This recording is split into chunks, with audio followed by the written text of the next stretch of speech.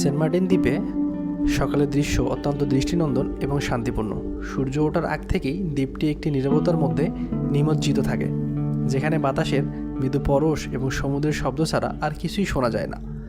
Saint মার্টিনের সমুদ্র শান্ত পরিবেশ, হালকা বাতাস এবং জলরাশি মাছ ধরার জন্য আদর্শ পরিবেশ তৈরি করে।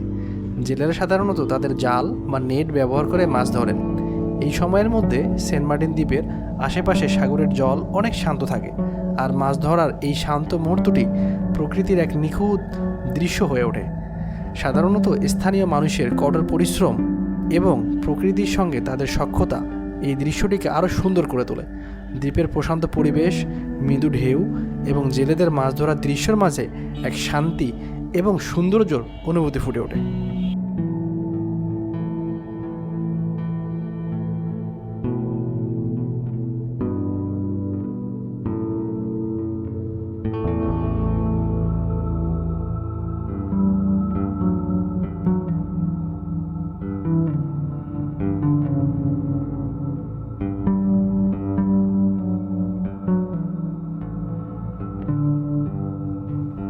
আজকে যখন আমি ভিডিওটা শ্যুট করতেছিলাম, তখন এখানে 3 ধরনের মাছ দেখতে পেলাম।